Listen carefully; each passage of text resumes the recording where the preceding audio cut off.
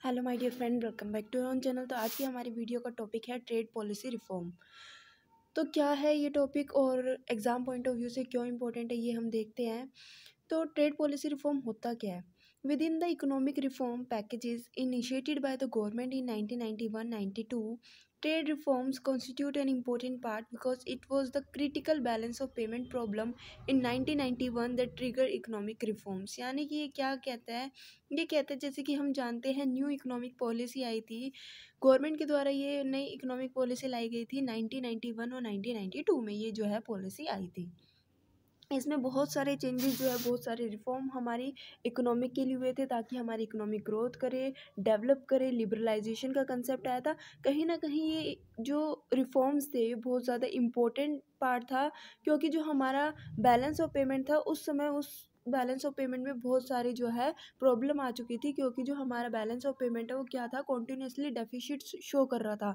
ये शो कर रहा था कि उस समय हमारा जो इम्पोर्ट था वो ज़्यादा था as compare to our exports. ठीक है, इंपोर्ट ज़्यादा होने की वजह से कहीं ना कहीं पेमेंट में प्रॉब्लम आ रही थी, जिसकी वजह से बोरोइंग वगैरह करनी पड़ती थी। तो बैलेंस ऑफ पेमेंट में प्रॉब्लम आई थी, जिसके लिए हमें क्या करना था, इकोनॉमी के अंदर रिफॉर्म्स लाना था, हमें अपने बैलेंस ऑफ पेमेंट को ठीक करना था। इसलिए न्यू इकोनॉमिक पॉलिसी को लाया गया, जिसके अंदर ट्रेड पॉलिसी रिफॉर्म्स भी थे। Liberalisation of import trade and opening up the economy for integration with global market become the main objective of the trade policy. Trade का मतलब क्या होता है? व्यापार करना, एक्सपोर्ट या इम्पोर्ट करना। ठीक है। बैलेंस ऑफ पेमेंट में प्रॉब्लम क्यों आई? बैलेंस ऑफ पेमेंट में प्रॉब्लम इसलिए आई क्योंकि हम एक्सपोर्ट या इंपोर्ट करते थे। अगर हम अपनी कंट्री के अंदर क्या कर रहे हैं, गुड्स को खरीद रहे हैं, बेच रहे हैं, तो यहाँ पे कोई बैलेंस ऑफ पेमेंट में प्रॉब्लम की बात ही नहीं आती, क्योंकि बैलेंस ऑफ पेमेंट में क्या होता है, जो भी हम ट्रांजैक्शन करते हैं एक कंट्री बाकी अदर कंट्री के साथ जो भी ट्रांजैक्शन करती है वो बैलेंस ऑफ पेमेंट में शो किया जाता है। तो बैलेंस ऑफ पेमेंट में मेन प्रॉब्लम आने का रीज़न यही था कि हमारा इम्पोर्ट जो है वो ज़्यादा हो रहा था एक्सपोर्ट से, जिसकी वजह से बैलेंस ऑफ पेमेंट में डेफिशिएंसी आ रही थी। तो यहाँ पे बहुत ज़्यादा ज़रूरी था कि हमारी जो ट्रेड पॉलिसी बनाई गई थी उसमें कुछ चेंजेस लाए जाए, उसमें कुछ रिफॉर्म्स लेके आए जाए। तो क्या रिफॉर्म्स लाया गया था? पहला जो फर्स्ट रिफॉर्म लाया गया था वो यही था कि जो हमारे इम्पोर्ट, जो भी हम ट्रेड करते हैं, जो भी हमारा इम्पोर्ट था उस समय उसमें बहुत सारी रिस्ट्रिक्शन लगी हुई थी, क्योंकि हमें अपने बैलेंस ऑफ पेमेंट को करेक्ट करना था। हमने कहा कि इन रिस्ट्रिक्शन को हटाया जाए, जो भी रिस्ट्रिक्शन लगाई थी उनको हटाया जाए, जो भी हमारा इम्पोर्ट था उसको लिबरलाइज़ किया जाए। साथ ही साथ ये था कि जो इकोनॉमी है उसको पूरी ग्लोबल मार्केट के साथ क्या किया जाए, इंटीग्रेट किया जाए, जोड़ा जाए। ठीक है, यही मेन ऑब्जेक्टिव था ट्रेड पॉलिसी का। क्या क्या चेंजेस आए थे, ठीक है, क्या क्या मेजर्स लिए गए थे ताकि हम अपनी ट्रेड पॉलिसी के अंदर रिफॉर्म ला सके। फर्स्ट था devaluation and convertibility of the rupee. Devalue करना, डेप्रिशिएट करना। हमने अपनी कंट्री की वैल्यू को क्या कर दिया, डेप्रिशिएट कर दिया। यानी कि पहले मान लो $1 के बदले हमें 60 रुपये देने पड़ते थे। अब क्या हो गया कि जब करेंसी की वैल्यू को डिवैल्यू किया तो 1 रुपये के बदले जहाँ पे 60 रुपये देने पड़ते थे अब हमें 65 रुपये देने पड़ रहे हैं। 1 रुपये के बदले 65 रुपये देने पड़ रहे हैं। तो इसका क्या इफेक्ट होगा कि बाहर की कंट्री हमारी कंट्री में पहले सामान खरीदती थी तो उनको $1 के बदले 60 रुपये का सामान मिलता था। अब उनको $1 ही खर्चना पड़ रहा है और उनको 65 रुपये का सामान मिल रहा है, 5 रुपये का एक्स्ट्रा सामान मिल रहा है। तो कहीं ना कहीं वो हमारी कंट्री से ज़्यादा सामान एक्सपोर्ट करेंगे, क्योंकि पहले के कंपैरिजन में अब उनको हमारी कंट्री से सामान खरीदना सस्ता पड़ रहा है। लेकिन यही क्या करता है, इंपोर्ट को कम करता है। इंपोर्ट को रिस्ट्रिक्शन नहीं लगाई हमने, इंपोर्ट को कहा ही नहीं कि तुम दूसरी कंट्री से सामान को इंपोर्ट नहीं कर सकते। हमने रिस्ट्रिक्शन लगाई नहीं, हमने लिबरलाइज कर दिया, हमने इंपोर्ट पे जो रिस्ट्रिक्शन थी उसको हटा दिया। अब क्या हुआ कि पहले जो लोग 60 रुपये में सामान खरीदते थे, यानी कि $1 60 रुपये का था। ठीक है, तो $1 लेने के लिए पहले उनको 60 रुपये देने पड़ते थे, तभी वो बाहर की कंट्री से क्या कर पाएंगे, इंपोर्ट कर पाएंगे। जब तक उनकी रुपीज़ की वैल्यू डॉलर में कन्वर्ट नहीं होगी वो बाहर की कंट्री से सामान नहीं खरीद पाएंगे।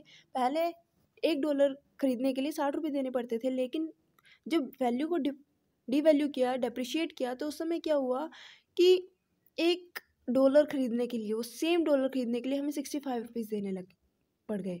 पहले जो सामान 60 का आता था वो 65 का हो गया, तो कहीं ना कहीं हमें ज़्यादा खर्चा हो रहा है। तो वो इम्पोर्ट क्या होता था, महंगा पड़ रहा था, इसलिए इम्पोर्ट कम होने लग गया और एक्सपोर्ट हमारी कंट्री में ज़्यादा होने लग गया। तो इससे क्या होगा, हमारा जो बैलेंस ऑफ पेमेंट है कहीं ना कहीं ठीक होगा। ठीक है, उसमें जो डेफिशिएंसी अराइज हो रही थी वो कम होगी।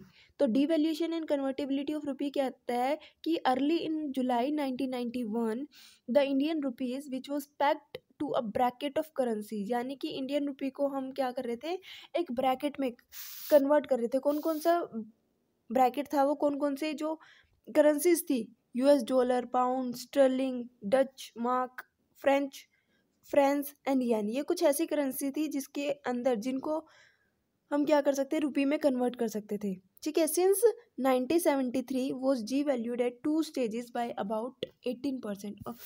1973 में हमने क्या किया, इसको डी वैल्यू किया करेंसी को 18% तक। ठीक है, later on under the liberalisation exchange rate mechanism, a dual exchange rate system was introduced which involved 40% of foreign exchange earning to be surrendered at the official rate of exchange and the balance 60% made partially convertible।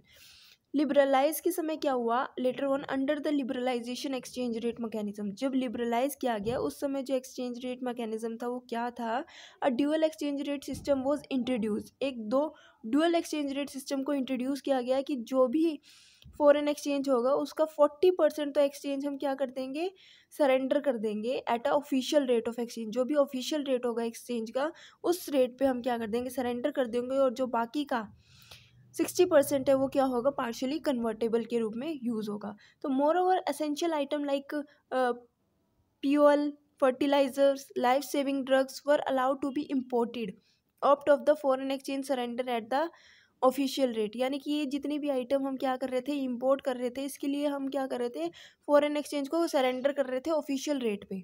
ठीक है, उसके बाद था all the other imported could be finance out of the foreign exchange convertible at the market rate, यानी कि जो भी हम इंपोर्ट करेंगे उसको 2 टाइप्स में, 2 रेट में हम क्या कर देंगे, कन्वर्ट करेंगे। फर्स्ट है कुछ ऐसी एसेंशियल आइटम थी जिसको हम क्या कर रहे हैं, इंपोर्ट कर रहे हैं, जिसके लिए जो फॉरेन एक्सचेंज है उसको सरेंडर किया है ऑफिशियल रेट पे, और कुछ अदर आइटम्स है जिसके लिए जो फॉरेन एक्सचेंज की रिक्वायरमेंट है उसको कन्वर्ट किया मार्केट रेट पे। ठीक है, तो over successive years the reserve bank of India announce several relaxation in payment restrictions for several invisible item and also in restrictions which include monetary ceiling on remittation purpose। तो जैसे जैसे समय बीतता गया तो जो हमारी आरबीआई ऑफ इंडिया है, रिजर्व बैंक ऑफ इंडिया है, उसने क्या किया, बहुत सारी रिलैक्सेशन जो है प्रोवाइड कर दी पेमेंट में, जो रिस्ट्रिक्शंस थी इनविजिबल आइटम्स पे उनमें रिलैक्सेशन प्रोवाइड की। ठीक है,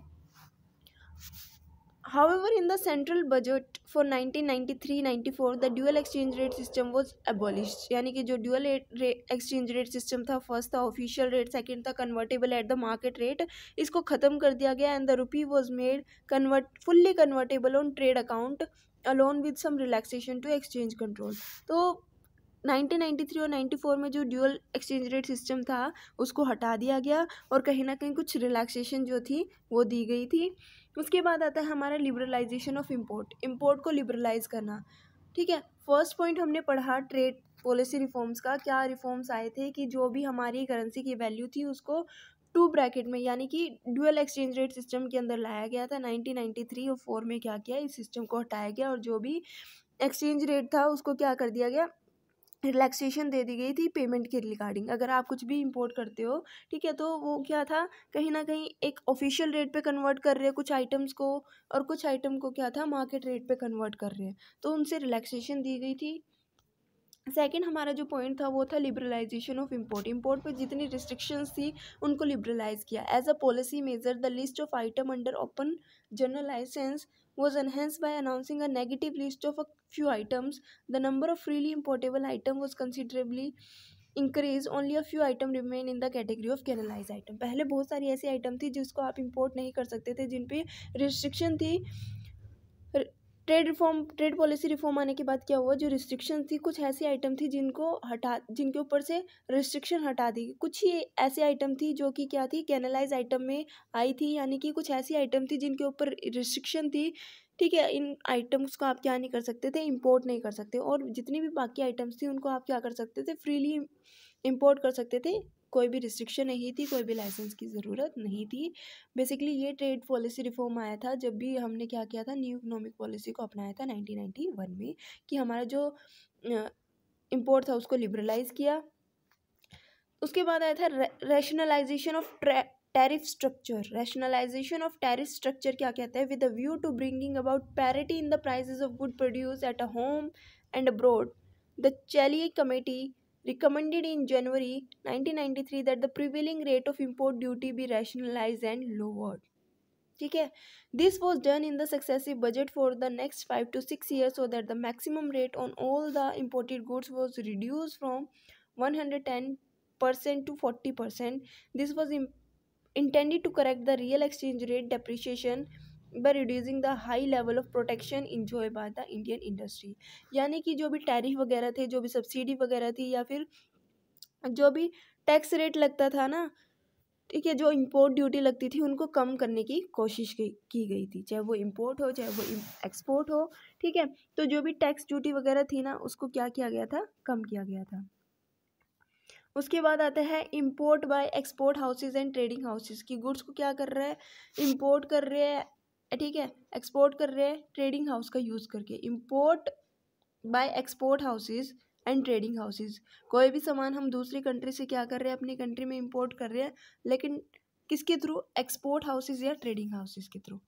since 1991 the government follow the policy of allowing a wide range of items to be imported by export houses and trading houses, which were provided the benefit of self certification under the advance license system permitting duty free import for export. Trading house were permitted to be set up with 51% of foreign equity to promote export.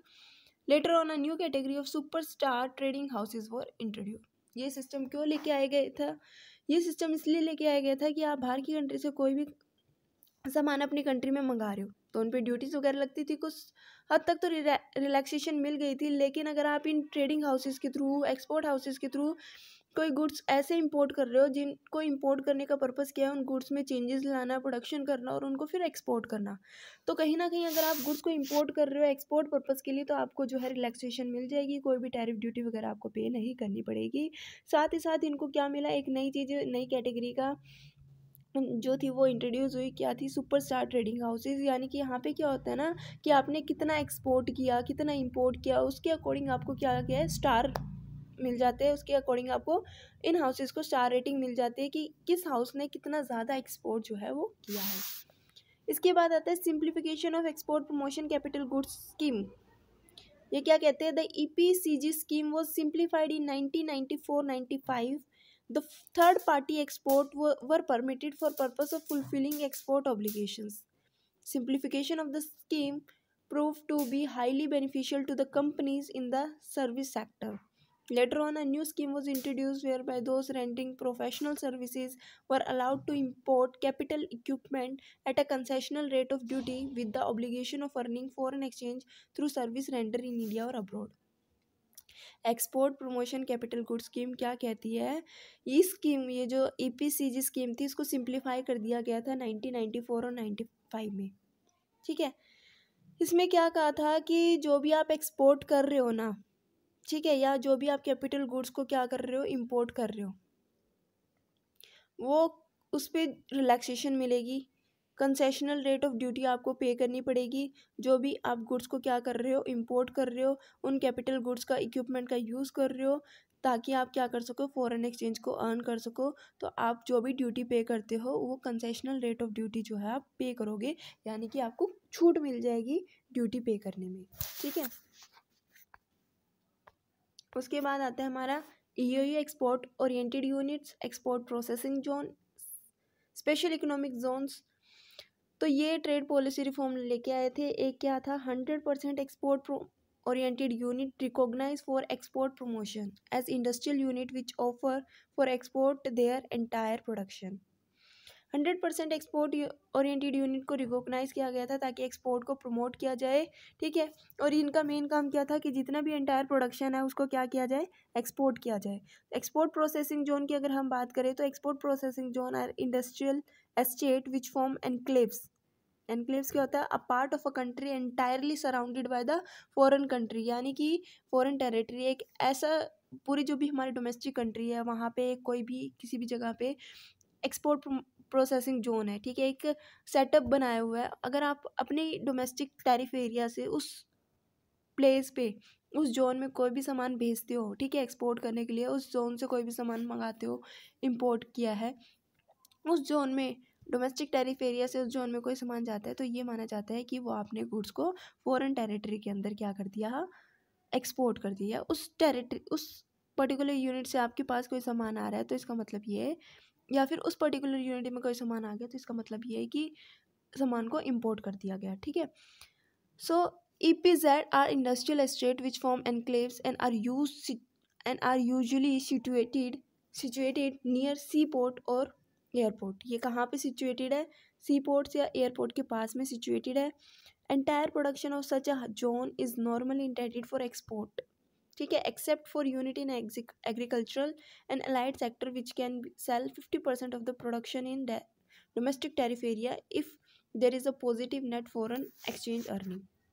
इसमें कहा गया, पहला point export processing zone ये कहता है कि ये usually सी ports या एयरपोर्ट्स के पास में जो है वो सिचुएटेड होते हैं। सेकंड ये कहा गया कि जितना भी एंटायर प्रोडक्शन है इन जोन्स का वो एक्सपोर्ट पर्पस के लिए जो है जाता है।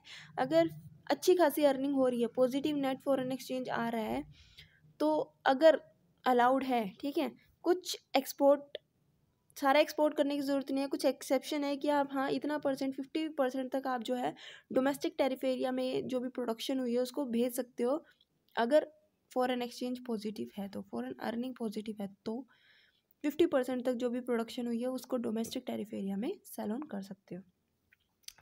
उसके बाद आता है हमारा electronic hardware technological park and electronic software technological park are also enclave like EPZ, यानी कि ये भी EPZ की तरह काम करते हैं, ठीक है।